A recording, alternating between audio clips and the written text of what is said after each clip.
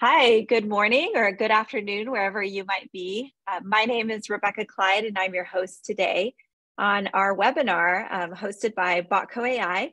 I'm thrilled to be able to have our fellow panelists here who are with us today, Cassie Breacher and Dave Brown, who are joining us to talk about the very first generative AI family support chatbot that is made possible through an amazing organization called Together for Arizona. So before we get into that, we'll give our fellow panelists an opportunity to introduce themselves. Why don't we start with you, Cassie? It would be great for everybody to get to know you, to become acquainted with your background a little bit as we get started. Yeah. Hi, everybody. We're really excited to talk with you all today. I'm Cassie Breacher, and I am a Phoenix-based facilitator. I have a consulting practice that focuses in particular on bringing intentions into action, specifically for social impact organizations. And I have a particular focus on collaborations and collective action. And I am one of the facilitators for Together for Arizona, which we'll talk about a little bit in a minute. Thank you so much, Cassie. Dave, how about yourself? Can you please introduce yourself to our audience here today? Yes, thank you, Rebecca, and thank you everyone for joining to learn about this very exciting AI-inspired chatbot. My name is Dave Brown. I am the CEO of Valley Leadership. Valley Leadership has a program called Impact Maker, which is a vehicle for our alumni who go through our leadership programs to do real-life work on the most pressing issues facing Arizona. So one of our impact teams is child well-being. And over the course of the last few years, got connected with Cassie and the Together for Arizona team, and have been working on building this really cool chatbot that we hope assists families who are experiencing stress and other things of life, that we want to make sure they get the services they need to have themselves and their children thrive. So excited to talk more about this cool new tool. Thank you, Dave, and thank you, Cassie. And, you know, one of the things I always like to point out, Arizona has become known for adopting technology, being an early adopter in technology. We've become known for adopting things like EV and semiconductor and driving a lot of advancement there, and driverless, autonomous technology. And so it's no surprise, I think, that AI is also being adopted and really being applied for good. In terms of, you know, how we're thinking about it, supporting families and supporting the needs of a wide range of populations here in our state. So thank you both for taking the time today to join us and for your leadership in the community as well. We'd love to hear a little bit more about this initiative, Together for Arizona. Cassie, can you share a little bit more about how Together for Arizona came about and what it really stands for? Sure. So Together for Arizona is a collective impact initiative that brings together community members from all over the state of Arizona to really focus on creating solutions that help ensure all children and families in Arizona are safe, stable, and flourishing. Together for Arizona has a really specific prevention focus. So to the extent possible, we want to work upstream with collaborators to address needs of families and children before they ever have to interact with any sort of child welfare system, for instance. Another really important highlight of Together for Arizona is that we follow a collective impact model, which essentially means that no one organization or entity has sole or singular responsibility for the success of the work. It's really about the strength of collaboration across direct service providers, people with lived and systems expertise, funders, you know, sort of movers and shakers across all the layers of the system. And the last thing that I'd really drive home in terms of Together for Arizona is that Together for Arizona is not a direct service provider. So we don't provide specific programs that are set and static, but instead we really focus on incubating solutions that then get sent out into the world to a more permanent home once they've been tested, iterated on, and are strong and are ready to go out. And the chatbot, which we're talking about today, is one component or one initiative, one solution within Together for Arizona. that has had an incredible range of collaborators, two of whom we really want to highlight today. And Dave represents Valley Leadership, who has been an incredible partner in this work and bringing it from that idea and concept to what you'll see today, which is the actuality, the reality of this chatbot in action. Mm-hmm. Absolutely. Yes. Thank you. And I think, one of the things that I love is the fact that you brought together so many initiatives within the state and resources to make this possible. So that's such an important aspect of this. And Dave, do you want to get into the chatbot and share a little bit more? How did your vision come about for deciding that this was something that would be important? And maybe we can start with the scale of the problem statement too. And why you felt like a chatbot would be a solution here. Yeah, so one of the many partners that coordinate and bring to the table such value is the Morrison Institute at ASU. They did a study to look at all of Arizona and map out the risk for families on whether or not they're able to find a service they would need to avoid interacting with the Department of Child Safety. So again, how do we get families what they need so that their children are safe and happy, they're safe and happy, and then an easy way to get what they need. And so you kind of got to walk through technology. And I know there's many on the call and the webinar who know technology better than I do, but this idea that people go to Google. So we went to Google and said, all right, I'm in one of these neighborhoods with high risk, and I have lost my job perhaps, and I need food for the family this week. Where do I go to get it?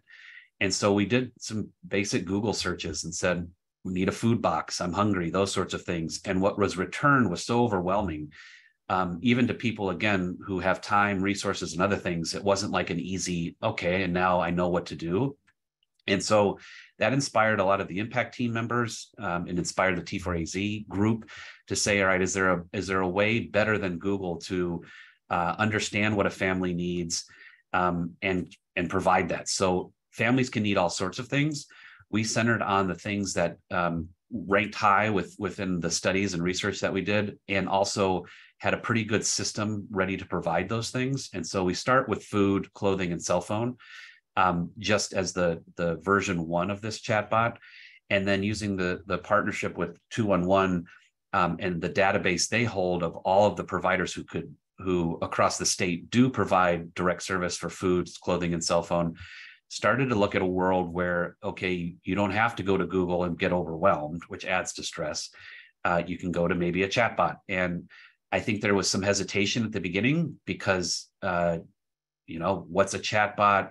That's very private sector. Is it something that's really going to work in the government sector, nonprofit sector? We're talking about families who are stressed and may have already interacted with DCS. Will they trust a machine?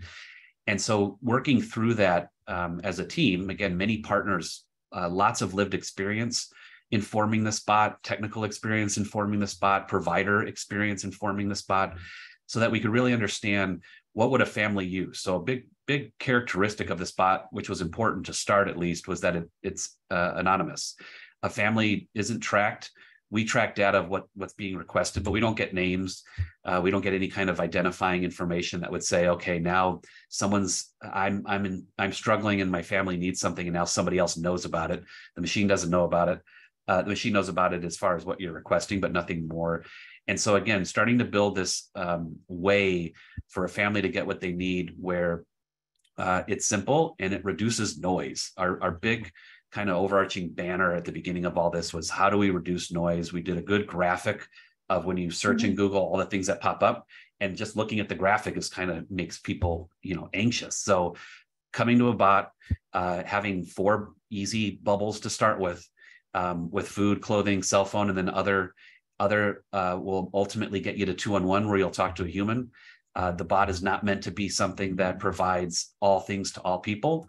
And that's an important thing too, because usually with food, maybe it's just a one-time thing, maybe it's a 2-time thing, maybe it's going to be a 2-month, 3-month, 6-month thing because you're out of work and you need to talk with someone more to understand how you can provide food regularly and consistently. So it's meant to kind of skim and help the providers across Arizona maybe take a little bit off their plate too, so that they can focus on more in-depth challenges that families are facing, where maybe multiple needs need to be met. But at least for those quick and dirty kind of, I need food, I need clothes, I need cell phone, we can provide that in a pretty quick way, as noiseless as possible. Mm-hmm. Yes, absolutely. And I was really impressed, as we were partnering with your team to deliver on this capability here at Botco AI. One of the things that I learned that I was really impressed was with the fact that Arizona has such a rich capability around resources. So people could get food boxes delivered to them or clothing boxes delivered to them if they were not able to get somewhere. And I just love that the chatbot can really navigate people to what their options are, what's close to them in their zip code in their community. So they're not having to drive across town if, they probably don't even have the ability to get to a distant destination. So I was really impressed with just learning the breadth of services that you've been able to bring together as part of this kind of interactive experience for Arizonans. And I'll add that, or go ahead. Oh yeah, I was going to say, and tell us a little bit about how the whole 211 piece worked. I'd be really curious to share with our audience here today. And that's actually what I was going to mention, is that there's great partners all over the place. And again, it's really just an upgrade. People are working from lists, like, okay, you need this, and they look at an actual piece of paper and go down the list and say, all right, here's a phone number. The resources exist. It's just a new way of providing them. And we actually were inspired a little bit too by what's called the Benji bot. Benji bot is what helps kids fill out their FAFSA, which is a very specific one thing. Ours is much different because it's a multiple of things. But again, using technology to say, we can make it easier for you. All of the background stuff exists. Those lists exist. They all are part of 211's database. They're part of other databases. How do we just make it easier to access those lists? And again, move more into the 21st century around, families are expecting things to be easier. Almost everyone has a phone. How do we marry those things so that people get what they need quickly and consistently when they are in need of something? So yeah, it's kudos to all of our partners, because it's also been a work in progress and a journey to get everybody talking with each other. And that's what brings Cassie and T4AZ so critical to this work. Is it's a vast network of providers. It's a vast need. Arizona ranks, I think, in the top 5 with kids in poverty. So there's this vast need, vast network. How do we make it as simple as possible for them to be connected? And it's really taken a lot of partners, database, lived experience, all those sorts of things to make it happen. Yeah, and I want to jump in and underscore a couple of things. Rebecca, you mentioned that one of the things that struck you along the way is the vast resourcing in the state, and that's absolutely true.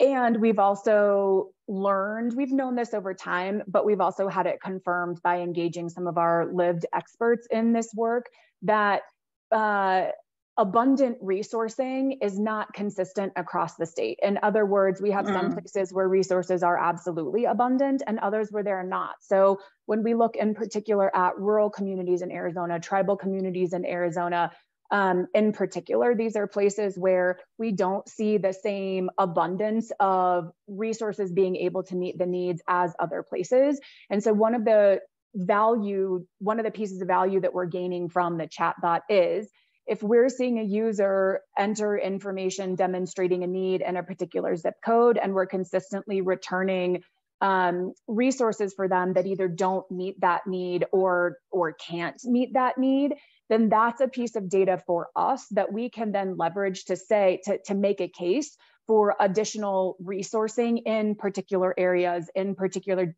zip codes, or even with particular types of assistance. So Dave mentioned that we heard most, like, people wanted us to start the bot with food, clothing, and cell phone. And we know that we're not going to stop there in terms of the kinds of resources that the chatbot can connect people to. And one of the places that will help direct us to what do we add next in terms of resources is based on the need that we're hearing from users and others. And so I just want to underscore that, yes, there is an abundance, but not all places in Arizona are equal. And that's one of the reasons that this chatbot becomes so important. Yeah, thank you for pointing that out. And I hear that from a lot of, other types of partners that we have, just the fact that one of the great, I would say, secondary benefits of having these capabilities is to be able to learn firsthand from our customers, from our audiences, truly what they're looking for and truly what their needs are, because they're literally saying it in their own words. They're telling us, hey, I need help in this neighborhood, in this community, in this zip code, and the type of help I need is blank, whether it's food, clothing, cell phone, or something else, right? And so the beauty of it is you get to learn more about your audience along the way and take better action that's more closely aligned to what the population you're serving really needs. I love that. Should we show people the chatbot in a video setting? Yeah. I thought maybe we could. Oh, here's a couple of things, that you had already talked about, I think, Dave, here. Yes. Easy to use. One of the just quick side notes of the lived experience that I remember is a woman saying, I take the bus to work. I'd love to be able to talk to it when I'm on the bus, and then chat with it again if I need to on the way home to figure out how I get to the food box on my way home. So again, things that I think people take for granted in this technology world we live in, make that the same for people who need something at some point in their lives. So yes, nothing that I think would surprise any consumer when they think about how they want to deal with technology, when they want to get something. When you want to return something to Amazon, Amazon's bot makes it very easy. When you want to get help with technical whatever with your cable, it's easy. You can use the bot. So that's what guided us too. What we heard from lived experience wasn't anything different than how you'd want to interact with anything when it comes to talking to a machine. Yeah, and I love, Dave, that you really took to heart the voice of the customer in this experience, and even talking about, hey, I want to be able to look for these resources while I'm on the bus. That implies a natively mobile experience that we have to enable in this situation, and that, of course, is one of the benefits of a chatbot is you can interact with it privately. You can be texting it just like you would be texting a friend. Nobody can see what you're doing. And it can be private and very efficient at the same time. So exactly. I'm so glad that feedback was coming through. So why don't we give folks a chance? One thing that we'll show today for everybody is, in Arizona, especially in other states also, this is the case. Spanish, it's not just English as a predominant language, but we have, I think it's about 38% of households in Arizona speak Spanish in their home or have relatives at home that speak Spanish. So it's a really important language, and I'm glad that was incorporated as part of this. But we'll show the English language experience first. So here, I'll just play it so everybody can see just a snippet of what the chatbot looks like when you can either pull it up on your mobile phone, you can pull it up on the website as well. And one of the things that we made sure was possible is allowing people to either go through the navigation buttons. They could specifically ask for food assistance, or they could ask their own question. We have a lot of people that want to tell you their story, right? Give you a little bit of like why they need something a certain way. And this one is a very specific question, somebody who needs a very specific type of food. And you can see the chatbot immediately understood that complex question, suggested to them that a hot meal center might be a great place for them to get that, asked for the zip code of where they might be able to find that, and then presented a whole series of options that were near them, and then gave them the information of where they could find that. So in just a matter of seconds, somebody was able to get their answer to like a very specific kind of question answered in the chat experience. Like you said, probably within 2 minutes of sitting down on the bus, if that's what they were looking for. The other example I love is the one, the fact that the chatbot can, let me go to the next slide here.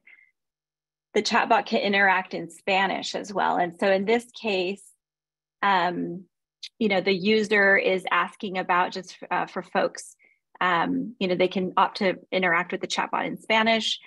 And then here, the user is asking for a very specific question on where they can find clothing And they even specify, it's for this, in this case, it's diapers for our baby that they're looking for in Spanish. Mm-hmm. And then we guide them through a couple of questions just to specify what it is that they're looking for. And then again, ask for their zip code and help them point to something like that that's right near them. And, one thing that you said, Dave, what was really interesting was that you talked about how different this is from Google, right? A Google search that is overwhelming. Talk to us a little bit more about, how you made sure that those differences existed and this was a lot more targeted. Yeah, and Cassie, please chime in. A big part of this, actually, Cassie, if you don't mind chiming in, I'm about to sneeze. Okay, go ahead, Cassie. So there are a couple of layers of what I'm hearing in your question, Rebecca, I think is like a little bit about quality control of what made it into the bot to start with. Yes. So there are a couple of layers here. The first one is that collaboration that we have with 211, where the resources that the chatbot brings forward first are resources right now that exist in the 211 database. And so there are a couple of things that work. One is we are helping to triage or kind of peel off some of the things that might be calls through to the 211 helpline, so that we're freeing up some of their person power to focus on those more complex kind of needs first. The second thing to know here is that 211 has a team of people who are checking those resources in their database on a regular basis. So on a quarterly, twice a year, 3 times a year, 4 times a year kind of basis, so that there's some amount of quality control. We've also used teams of volunteers and paid team members to make calls to and direct emails to make sure that the information that's showing up in the chatbot or that's returned by the chatbot has been vetted in a handful of different ways. And then for future iterations, which, I know we just launched version 1.0, but we're already looking ahead to what do the next evolutions look like for the chatbot. We're also talking about how do we start to pull in resources from other databases and also be able to use provider experience, so service provider experience and direct user experience, to be able to rate the effectiveness of interacting with a particular service that's returned, so that we can start to see the really effective ones that are accessible and do what they're intended to do rise to the top. Mm-hmm. Yeah, and you bring up such a good point. And there's 2 things that I think are important, no matter, what kind of content that is being presented in a chatbot, right? It's the quality of the content going in, right? It needs to be important. And the other beauty is the dynamic aspect of this, because we know that things are constantly changing, right? Maybe one of your partners expands and they open new locations, right? That should be immediately available in the chatbot. And I love that by integrating these capabilities through technology and through APIs, we're able to deliver on that, immediate information. Once a new place becomes available, you have vetted it, you've said, yep, this is worthy of our initiative, and then it goes in and immediately people can start benefiting from that. And likewise, if somebody moves, right? If a location moves from A to B, right? You don't want to be sending somebody with scarce resources on a goose chase to a place that is no longer there, right? So the fact that you're keeping that content fresh and making sure that it's always correct and current and accurate, I think just is a testament to how diligent your team has been in making sure that all of the resources featured in that chat experience are truly useful and available today, in their most current format. Well, and Rebecca, I think another important thing to know here is that when you provide the quality of resources, it also then encourages help-seeking behaviors. And one of the things that we really want to make sure to do together for Arizona in general, and also specifically with the chatbot, is to send and reinforce the message that seeking help is strong. Like when you seek help, that shows that you are, you're resilient. That idea of sometimes there can be stigma attached to reaching out and looking for assistance. And we're not just talking about people. I think it's easy to associate help-seeking behavior with people who maybe live in poverty or have experienced significant hardship. But any one of us can and should seek help when we need it. And so this bot is intended to be there for that sort of whole span of help seeking. And like I said, to be able to encourage that and see that as a sign of strength as opposed to a sign of weakness or you're doing something wrong. When you look for resources, you are showing behavior that demonstrates how much you care about your family, how much you care about yourself. And those are good things. Mm-hmm.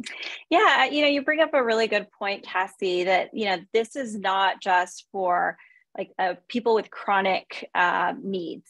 I think, like you're saying, part of the reason why you're doing this initiative is you want to partner with a lot of organizations so it's more widely available. So even people who might be experiencing need intermittently can take advantage of it, not just people who are chronically in need. Absolutely. You've done such a great job building partnerships with some of these organizations. What are some tips that you have for, first of all, ensuring that you have a really great comprehensive pool of resources and making sure that a good collaboration is happening there? Yeah, I think we've got a slide perhaps to pop up there in case it's helpful for people to have a visual reference.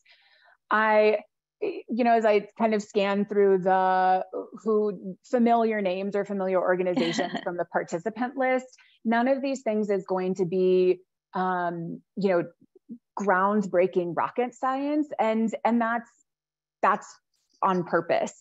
So the reality is, like, what we found, we have across the whole Together for Arizona kind of landscape, we have about 40 to 50 active collaborators at any given time. That's a lot of people to be making sure are in the fold. And then when it comes to the chatbot, we have a really strong, I would say like 10 to 15 people or organizations strong group of collaborators. And the things that we found that really impact our ability to build those kind of strong partnerships and keep people coming back for more. First, and these aren't really in any sort of particular order, or they aren't intended to be in any sort of particular order. First, just making sure that there is real explicit shared expectations for what we want as a result of the work and the level of quality that we're after. Because when you have that shared desired result and a level of quality, whenever you hit those sticky situations or those forks in the road, you can always bring decision-making back to those shared expectations. Secondly, we always want to be intentional about inclusion. You've heard us talk a little bit about this. This is inclusion in terms of geography. If we are building a bot that's intended to serve the state in isolation from a particular area or a particular racial demographic or a particular, zip code or service area, then we're not actually building a bot that's going to have the intended impact that we want it to have. So being really intentional about seeking inclusion, we have to commit to and then actually do the work of traveling at the speed of trust. And I think at any given point in time, you could ask all 10 people who are involved in the weekly meetings, is this going as fast as you want it to, faster or slower? And in any given week, somebody's going to say, we have to press the gas pedal. And in any given week, somebody's going to say, no, we've got to be pumping the brakes. And in any given week, somebody's going to be like, yeah, this is just the right temperature. And so like part of the work of the collaborators and us as facilitators is to make sure that we're sort of thoughtfully traveling at the speed of trust in the group, that we're pushing the gas pedal when we need to and making some folks uncomfortable there, when we're pumping the brakes when we need to and making some folks uncomfortable there. It's a little bit of a dance all the time. And part of, one of the real key factors in making sure that we're building trust in service of all of this is really communicating heavily and doing what we say we're going to do. I think that's one place where our Valley leadership team has been particularly valuable in this. It's been in many, many ways, including bringing new people in with new areas of expertise, but they also help us do sort of the nuts and bolts of like, what were the action steps that we're committed to? Who's on top of them? When are they going to get done? And what do we need to troubleshoot toward that end? So, like I said, things not necessarily super rocket science-y, and also a lot harder to do than to say. Mm-hmm. Yeah, absolutely. Thank you, Cassie. Those are really good tips and takeaways. Talk to us a little bit about how you're thinking about measuring the success of this initiative, and more specifically, even the chatbot capabilities too. I think both are very important for such a large scale initiative that covers really the entire state of Arizona. Yep. So when it comes to the Together for Arizona in general, we're looking in particular at families and their strength and resilience. So we're looking, there's a framework called the Protective Factors Framework, and it's essentially a series of things that research has told us time and time again make for strong and resilient families that can navigate hardship. And so all of the solutions that are designed out of Together for Arizona are really intended to do that work of strengthening those protective factors for families. When it comes to the chatbot in particular, like the way that the chatbot helps to do that is through connection to resources, which is a contributing factor to some of our protective factors. But there are really, I would say, like 2 or 3 big headlines, and Dave, jump in and narrate any of these or add to them. The first one is simply utilization. Like, we've built this thing, who's using it, how many people, and where. So we're looking at utilization information.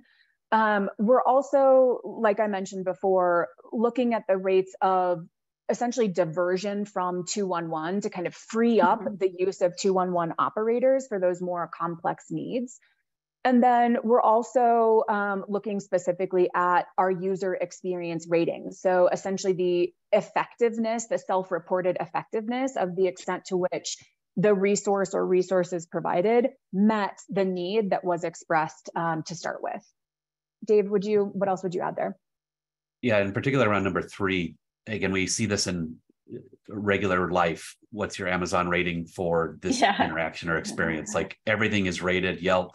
And so there's already some systems being tested in Utah with this kind of approach, again, in the human and health and human services providing space and world.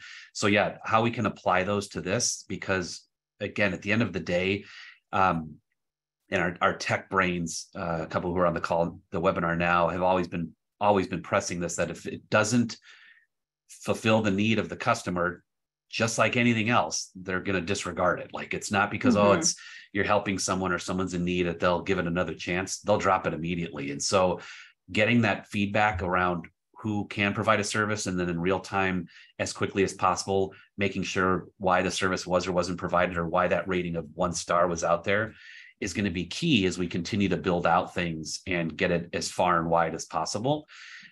Again, just like anything else, people will use it again if they know it was helpful when they did use it. And technology is a great way to understand that very quickly. So yeah, excited to start seeing it out there in the real world and getting that user experience and building on it from there. Yeah, really good point. Those feedback loops, one of the beauties of technology is that, like you said, there's an immediate rating that the user can rate the conversation. And then, of course, as organizers, you get a dashboard into all of those ratings, and you can see, okay, what opportunities for improvement we have, what questions are people asking that were outside of the bot's scope that maybe we should consider adding, or maybe we need to partner with another service provider that can incorporate that capability. So that's the beauty, is now you have essentially a transcript and a perfect record of everything that people are asking about. Whereas, if everybody's calling their individual agency, there's no collective view of all of those need requests. And here, for the first time, you kind of have that, which is really powerful. So I think as a state, you're going to be better. Arizona will be in a better place to deliver on these services as a result of that. Well, talk to us a little bit about, so we know that the chatbot is now available on the Together for Arizona website. What if there's organizations here on the line that would like to, partner, or who would like to be engaged with this initiative? What are some things that they could be doing here? Well, and Cassie, please chime in too. I think first and foremost is fill out a form that will get you the information needed to put the chatbot on your own website. So it lives as a little icon in the corner of whatever page you'd like it to be embedded on through what is called a snippet. And promoting it. So we're, again, just launching. We have an anticipated, it can live on any website legally decision here in the next few weeks, where once you have everything ready to go, and we're ready to legally have it ready to go, you'll be able to have it on your website. So fill out this Google form. You'll connect with the Together for Arizona team. There is an implementation guide that walks you through what you'll do and what you'll agree to as far as putting it on your website. And then, yes, as many websites as possible. And then the promotion that it is on your website. This will also be available via chat, text with your phone. We'll provide that information once that's ready. So yeah, lots of ways to access it, and as many organizations as possible. Part of the marketing of this initially is going to be within the organizations. The organizations that currently operate maybe from a printed list of here are the various resources. Telling a family, well, next time you call, check out our website and notice that there's this bot you can talk to, again, with food, clothing, and phone. Other things, maybe they still need to call the provider. But as many providers of any kind of service as possible, or again, really, as Cassie mentioned, any family that might need something, the more those families are able to see that this bot exists and talk to it, the better. So yes, we encourage anybody who has a website that you think would be useful for families to see, and that families do see. We'd love to get the bot on that website, and we can send you all the information. Once you submit this QR code, we can get you started on that path.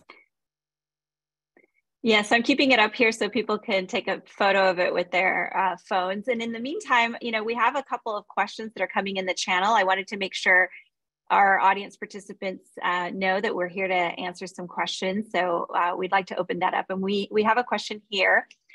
Somebody was asking if we're going to make other languages available besides Spanish. It looked like somebody wanted to know about, it looks like it was already answered remotely. Yeah, well, I it sounds like, Cassie, do you want to answer that out loud for everybody?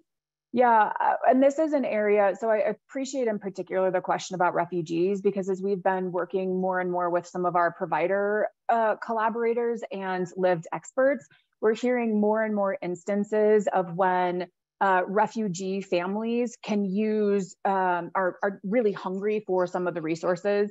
So for instance, one of the other solutions that's risen out of Together for Arizona is a Strong Families Toolkit. And we heard we actually need this in Farsi and Swahili because we have large populations of refugees who could really use something like this. So two things to note. One is we can better craft or develop additional iterations of the bot based on user information that tells us this is what we need. So we know there are hundreds and thousands of potential languages that we could focus on. Spanish is a natural one because of the demographics of the state. And if there are others that you all as expert providers in the field, or you as lived experts in system navigation know could really be useful, that kind of feedback for us helps to give us information that tells us where to prioritize next iterations of the bot. So that's one. And second, know that in general, as we're looking at version 2.0 and beyond, languages are front and center in that. It's a matter of what do we want to prioritize in what order. So we know additional languages will come. We don't exactly have the timeline for when that will happen. Absolutely. Dave, did you want to add something to that? Nope, we're good. Nope. Okay. Good. Yeah, one of the things always to keep in mind, especially for maybe other folks here who are operating agencies or services for multicultural populations, is one of the beauties of generative AI is the ability to quickly ramp up and spin up new languages. So, we're working with a community in Southern California where they have a lot of languages as well, similar from refugee populations, from immigrant populations. And, the nice thing about this technology that we've enabled is just how easily we can get those languages ramped up. Now, of course, the service providers also need to be able to support it, but at the very least, pointing people to the right place and giving them understanding their need, and even being able to listen to what they're saying through the platform so that you can then support those requests, no matter what language they might be coming from. So thank you for that, Cassie, and for being so inclusive, as you said in your approach. One of the things I also wanted to talk about, you had mentioned a few times, was V2. What are some of the things that you're thinking about for the expansion of the chat capability and services? Are we able to talk about that a little bit more, or give folks an insight into what you're thinking there? Sure, I can start, Cassie. You. So again, asking the world, what is something you see as a recurring need? We had a conference, Prevent Child Abuse Arizona had their annual conference last week, and we asked the same question. No surprise that housing was front and center. Housing is so complicated. Interestingly, I went home and asked ChatGPT, I have housing needs, and it was a straight up, I don't know how to answer that. They didn't even try. It gave some buckets of like, here are things you could start on, not even specifically. I kept pressing it, give me some specific advice, and it couldn't do it, which speaks to the complicatedness of housing. But it is something we're looking at. We're getting against some providers in the space to help us think through, maybe not all or every aspect of a housing need to start, but maybe there's some easier low-hanging fruit within the housing space, how to find your closest shelter or something like that. Housing is complicated, so we're going to start thinking about how that might look. Access to childcare is another one. Hearing more and more of, there's been lots of recent stimulus and ARPA money that I think has propped up that, but it continues to be super expensive, not only in here, Arizona, as everybody knows, but across the country. So once some of that gap funding from the government goes away, we're going to see an increasing need there. And how to connect to childcare will be something I think families are going to seek. But we're going to think about how we ask that too. Again, lived experience, families in general, people that have interacted with the bot. What is something else you're looking at you may need? In addition to, again, getting that the provider, the robustness of, if we can get 9 out of 10 talks to the bot successful for that family, that's going to be a V2, V3, V forever, as far as how we get people the thing they need to be successful, and to, again, relieve that stress and overwhelming anxiety of, I need something and it's not stigmatized. I go and get it. It's easy and I'm done. So constantly working on that, I think, is going to be part of V2. Cassie, what am I missing here? The only thing that I would add, it's relevant to both V1 and future iterations, is that the bot right now, as it stands, if you are not receiving, or if a user is not receiving this sort of help or the type or the, whatever, they're unsatisfied with the results that they're receiving back from the bot, they can always connect with a human who can help them navigate their particular scenario. So I think that's really important to understand about the current scenario. There's no point at which the bot will just drop you and say like, oh, that sucks. Hope you come back again another time, thankfully.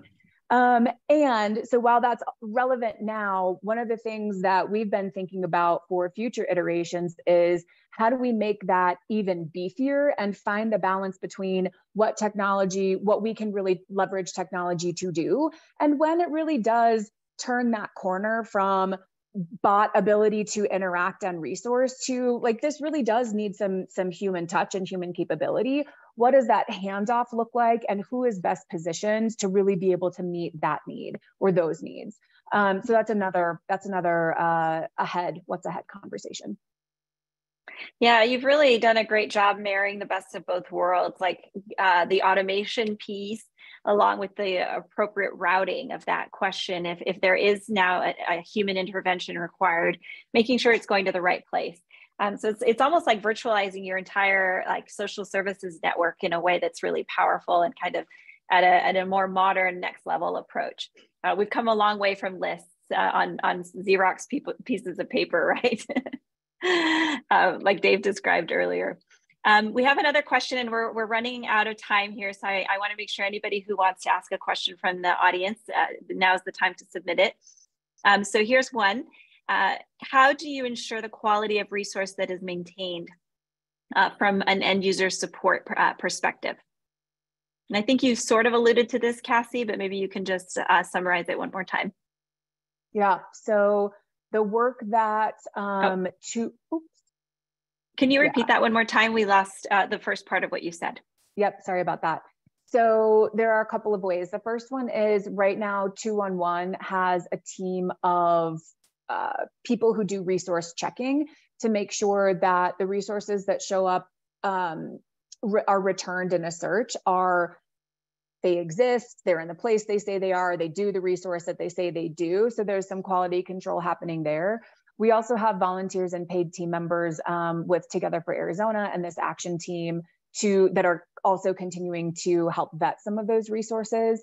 And then as we add additional database information beyond just what the 211 database holds, because we know there are more resources out there that we haven't necessarily tapped into, we'll continue to do vetting there as well.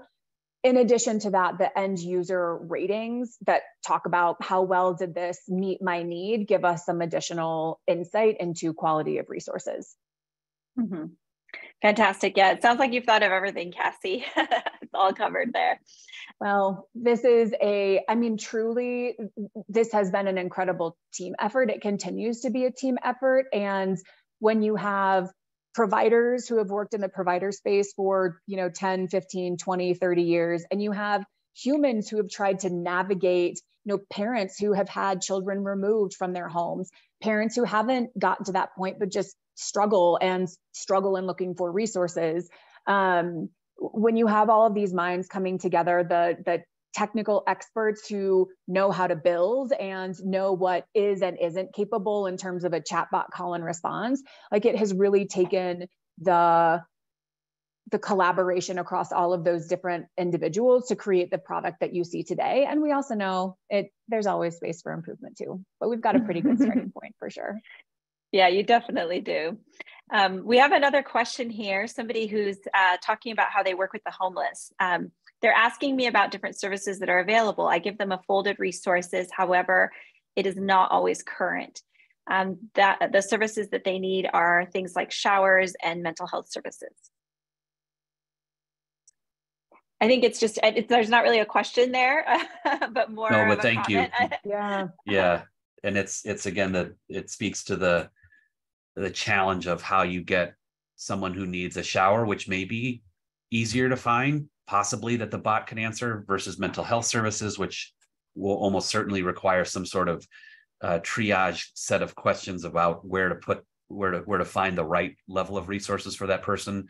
So yes, this is what we're diving into next, is that kind of really what Amy Schwabenlinder runs out at the Human Services campus, of that one-stop kind of everything there. Absent saying just go there, which I know is its own challenging answer.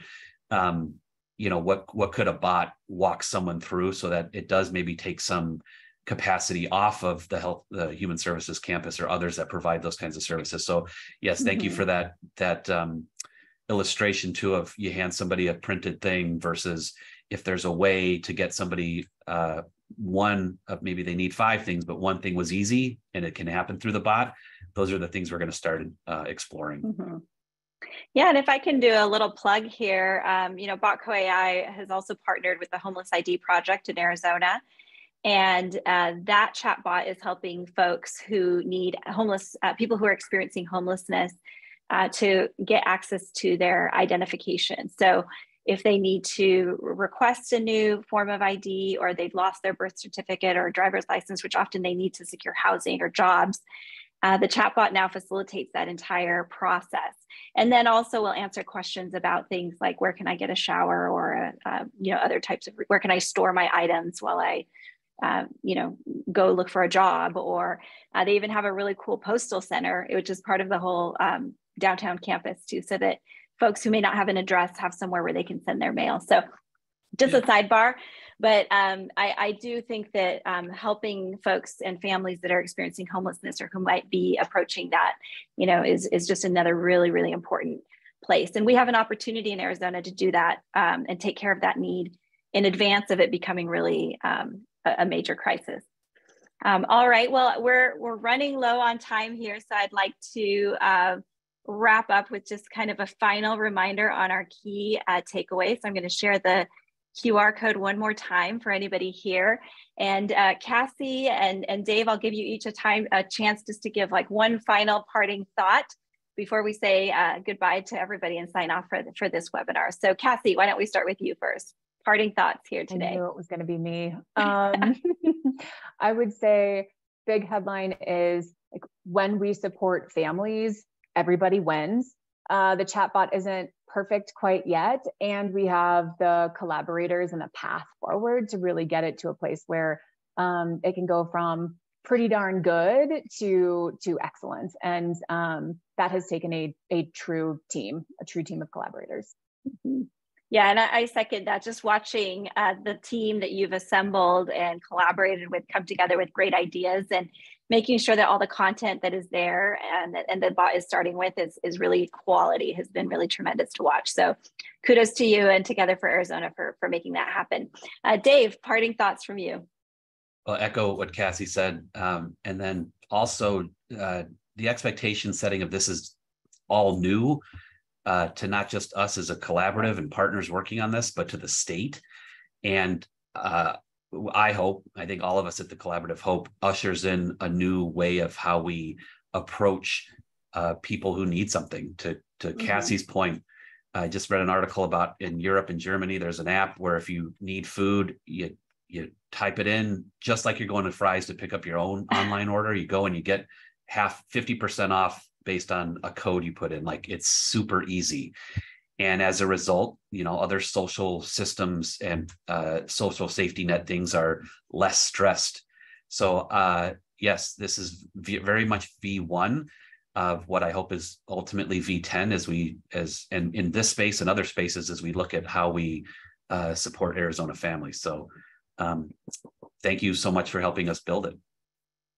Well, fantastic. It's been our privilege here at Botco AI. I have to tell you that internally within our organization, we love nothing more than seeing our technology being applied for such a great cause like this. And the fact that it's also happening in my home state, of course, is even better. So, I tell everybody I talk to, like, you need to go take a look at what Arizona is doing. It's really, really impressive. And folks get really excited. They're like, wow, I didn't ever think that generative AI or chatbots could be used in such a powerful way. So thank you for leading the way, both of you, for making that possible, for approaching us and giving us the honor of being able to work with you on delivering this capability. And to everybody that's here on the line, you'll also receive a recording of this session. So please share it with your colleagues. Please share it with anybody from your team that may have not been able to join today. Because again, this is a statewide initiative and we want to make sure that all the agencies here in the state of Arizona have the opportunity to take advantage of this resource that Cassie and Dave and all of the folks at Together for Arizona have worked so hard on.